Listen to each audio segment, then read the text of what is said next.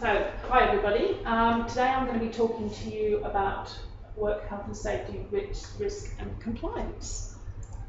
As part of this last assignment that I've been having to do, I've been asked to do a presentation which basically show you my communication skills and just give you an understanding of what I understand about risk and compliance. So I commenced a course at April this year as part of my transition to becoming a practice manager with here. And the second module that I'm actually studying at the moment, this is, as I said before, it's risk and compliance. The timing was perfect, because when I commenced the module, it actually coincided with the work up to that we for accreditation and our site visit, which was scheduled for August. It gave me a really good understanding of the elements of what you need to be in order to get a surgery to be compliant. Does anybody know which standard we are accredited to? Olga, you should know. RACGP. Exactly. So we are accredited to the RACGP, the Royal Australian College of General Practitioners, and currently running on the 4th edition, due to be changing to the 5th edition very soon.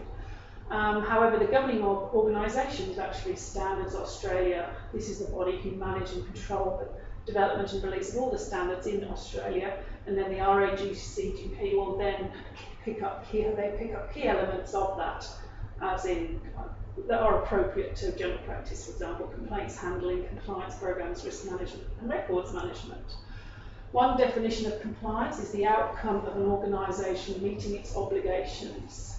It comes in all forms, and one of the key words I think that resonates with me with accreditation and compliance would probably be, and also very applicable to general practice, is validity. There are all sorts of things that have to be that are valid in a general practice, being down from an AED pad, as in a defibrillator pad, soap in the dispensers, medical indemnity insurance certificates, CPR certificates, even down to registration certificates of the Australian Health Practitioner Regulation Agency. There are other elements on a management level, such as you have to have an ABN number, tax office registration, and Medicare. The next part I'm going to just have a quick talk to you about is work health and safety. It's a big element of running a practice or running any organisation. Again, we are actually, all organisations in Australia will come under the Working Health and Safety Act 2011. It's then divided down into states, because obviously all states have different regulated, they're different laws. So we actually work under New South Wales. New South Wales.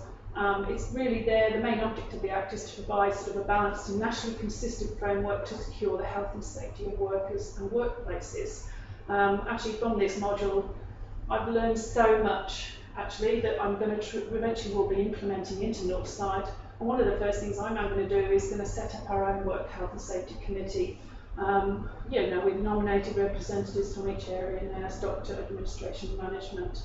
And it's all really about complying with policies and procedures and putting things in place, discussing, make sure that things are all compliant, again, in a working and safe for everybody that works here. The last part I'm going to talk to you about today is risk management. Risk is in every business and everywhere that you work. There's all the processes that run in a business will have a risk. So risk is actually defined as a situation involving exposure to danger. It's really important to develop a whole business approach to risk and support the business requirements, as in managing hazards, risks, incidents, complaints and claims. The module, so it's about evaluating a risk and changing it from a survival management, which i.e. putting out fires, things that happen on a day-to-day basis, and it's really about implementing procedures and processes to prevent them from happening and hazards from happening, people getting hurt, patients complaining. It's about eliminating the reasons why they complain and why they get hurt, all of the different hazards within a doctor's surgery.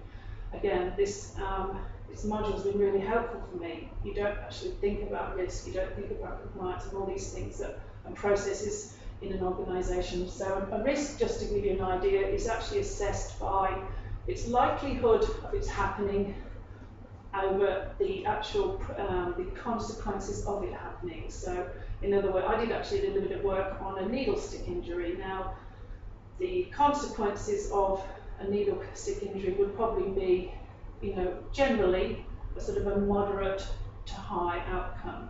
However, the likelihood would, especially in a doctor's surgery, for example, we do immunisations, we do procedures that involve needles, we have acupuncture doctors who have needles all the time, so the likelihood would actually be unlikely. So converting those two elements, it would be a needle stick injury would be classed as a high risk. So that was really my presentation. Very short and very brief. Thank you for giving me a little bit of your time today just to talk about how I understand it all. Thank you.